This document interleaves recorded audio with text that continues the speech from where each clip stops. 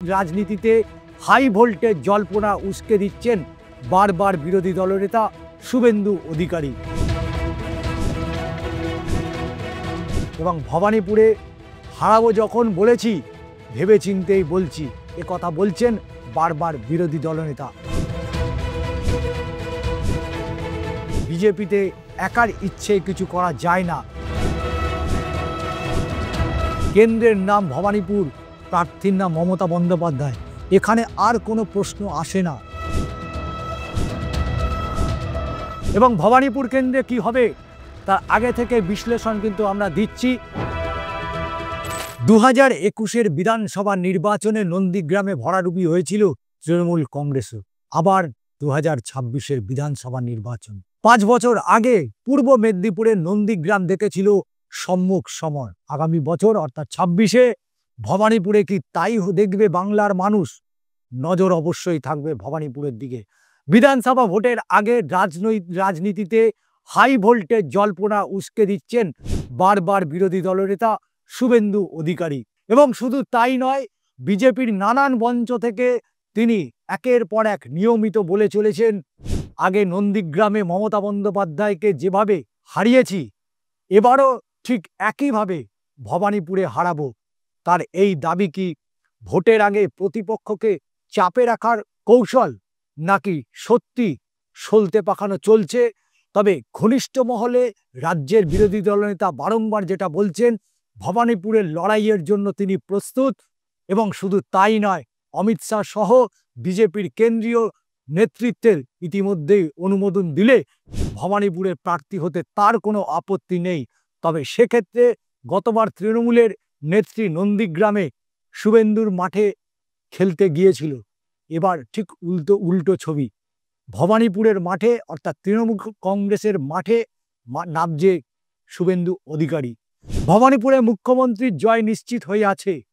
তবে বিজেপি নেতারা যা করছেন সবই প্রচারে থাকার লক্ষ্যে।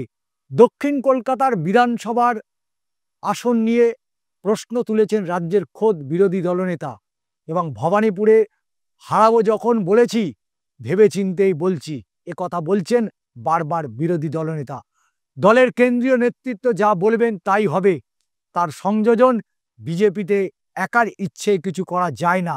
দলের কেন্দ্রীয় নেতৃত্ব বিষয়টি দেখবেন। যদি এমন পরিস্থিতি হয় ব্যক্তিগতভাবে আমি হয়তো প্রার্থী হলাম না, তাহলেও ভবানীপুরে জোরদার প্রার্থী দেওয়ার একেবারে প্রস্তুতি নিচ্ছে। মুখ্যমন্ত্রীকে কোনোভাবেই ময়দান ছেড়ে দেওয়া যাবে না। এবং শুধু তাই নয়, দেখতে পাবেন সেই লক্ষ্যে মাথায় রেখেই ভবানীপুরে কর্মসূচি সাজিয়েছে ইতিমধ্যেই বিজেপি। ভবানীপুরের কেন্দ্রে গত কয়েকটি নির্বাচনেই যেভাবে কলকাতার অন্য অনেক জায়গার তুলনায় ভালো ফল করেছে বিজেপি। এবং শুধু তাই নয়, শুভেন্দুর অঙ্ক দক্ষিণ কলকাতার ওই কেন্দ্রে গুজরাটি, শিখ, বিহারি, উড়িয়া সহ অবাঙালি ভোটার আছে যথেষ্ট পরিমাণে। এবং এই রকম পরিস্থিতিতে ভবানীপুরে মুখ্যমন্ত্রীকে ঘিরে ফেলা সম্ভব হবে, কে বলছেন? বিরোধী দলনেতা। তবে ভবানীপুরের 2টি ওয়ার্ড থেকেই মূলত সচরাচর লিড পায় তৃণমূল কংগ্রেস, এবং তাতেই তারা জয় নিশ্চিত করে ফেলে।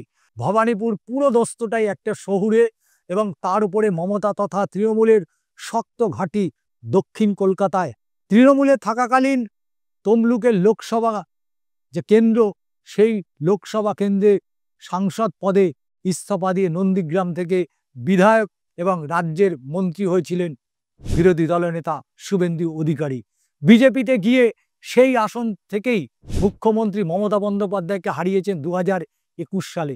ধারাবাহিকভাবে নন্দীগ্রামে একেবারে পরিচর্যা করেছেন শুভেন্দু, এবং সেই আসন ছেড়ে বিরোধী দলনেতা শুভেন্দু অধিকারী ভবানীপুরের মতো জায়গায় আসতে যাবেন কেন?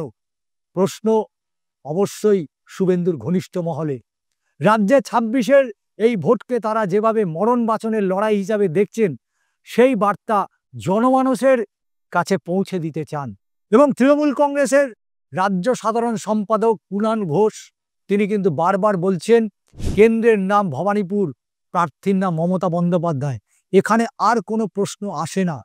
এবং তার উপরে মুখ্যমন্ত্রীর নেতৃত্বে সরকারের কাজ হয়েছে, বিজেপি যিনি এখানে দাঁড়াবেন একই হাল হবে, অর্থাৎ মুখ্যমন্ত্রী কেন্দ্র তাই প্রচারে থাকার জন্য ওরা নানান কথা বলছেন। একথা বলছেন তৃণমূল কংগ্রেসের মুখপাত্র রাজ্য সম্পাদক শুভেন্দু অধিকারী। শুভেন্দু অন্যদিকে 2026-এর জন্য তাদের যে অঙ্ক সাজিয়েছে, সেই তাদের যুক্তি রাজ্যে 2019, 2021 এবং 2024 সালের 3টি সাধারণ নির্বাচন ধরলে বিজেপির মোট যে 39 থেকে 40% ভোট পাচ্ছে। গত বছর লোকসভা নির্বাচনে 2,33,27,000 ভোট ছিল। আসন কমলেও ছক উল্টে গেলে বিজেপিকে আরো 15 থেকে 20 লক্ষ ভোট বাড়াতে হবে। বিরোধী দলনেতার কথায় তার জন্য যা যা করতে হয় আমরা সমস্তটাই করব। তবে এই বিধানসভা রাজ্যে 294টি আসনের মধ্যে অবশ্যই নজর থাকবে এই বিধানসভা নির্বাচনের, অর্থাৎ ভবানীপুর কেন্দ্র, এবং সেই ভবানীপুর কেন্দ্রে হাড্ডাহাড্ডি লড়াই হবে। শুভেন্দুকে বারবার আমরা দেখছি একেবারে টার্গেট করে নিয়েছে ভবানীপুরকে। আবার ভবানীপুর আবার প্রস্তুত হচ্ছে শুভেন্দুকে যদি ভোটে দাঁড়ায় ভবানীপুর থেকে প্রতিশোধ তারা নেবেন। যে প্রতিশোধ নন্দীগ্রামে তারা নিতে পারেনি সেই প্রতিশোধ নেবে ভবানীপুর থেকে, অর্থাৎ মমতা বন্দ্যোপাধ্যায়কে বিপুল ভোটে জয়লাভ করিয়ে শুভেন্দু অধিকারীকে মুখ্য জবাব দেবে মমতা বন্দ্যোপাধ্যায়। এই গুটি ইতিমধ্যেই সাজাতে শুরু করেছে শাসক এবং বিরোধী। তবে শুভেন্দু অধিকারী যা এতদিন বলে এসছেন তাই কিন্তু তিনি বারবার করেছেন, তার নিজের কথা থেকে এক চুল পর্যন্ত সরে যাননি। নন্দীগ্রামে তিনি একেবারে 21-এর বিধানসভা নির্বাচনের আগে থেকেই বারবার বলেছেন এখানে মমতা বন্দ্যোপাধ্যায়কে পরাজিত করবেন। যা বলেছেন তা ঘটিয়েছেন, যা তিনি বলেছেন তাই ঘটেছে। অর্থাৎ শুভেন্দু অধিকারী নন্দীগ্রামে তার গড় হতে পারবে, পূর্ব মেদিনীপুর নন্দীগ্রাম তার গড়, কিন্তু ভবানীপুরটাকে নিজের হাতে তালুর মতো চেনেন মুখ্যমন্ত্রী মমতা বন্দ্যোপাধ্যায়। দক্ষিণ কলকাতার অন্যতম কেন্দ্র বলা যায় এই ভবানীপুর, এবং সেই ভবানীপুরে হাড্ডাহাড্ডি লড়াইয়ে প্রস্তুত হচ্ছে একদিকে শাসক দল, উল্টো দিকে প্রতিপক্ষ ভারতীয় জনতা পার্টি বিজেপি।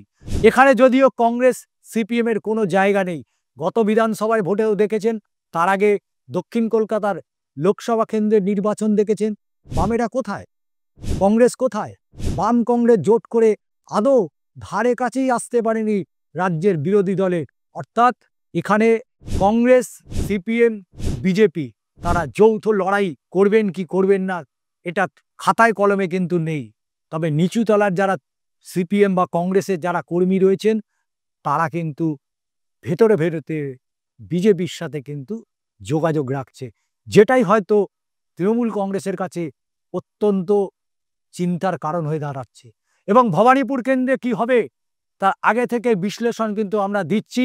যেহেতু কেন্দ্রের নাম ভবানীপুর এবং সেই ভবানীপুরের প্রার্থী রাজ্যের মুখ্যমন্ত্রী মমতা বন্দ্যোপাধ্যায়, এবং যাকে কাউন্টার করার জন্য প্রস্তুত নিচ্ছে এ রাজ্যের বিরোধী দলনেতা শুভেন্দু অধিকারী। লড়াই হবে সম্মুখ সমরে এবং আমরা সেই লড়াই দেখব, তবে সেটা শান্তিপূর্ণভাবে লড়াই হওয়াটাই কাঙ্ক্ষিত।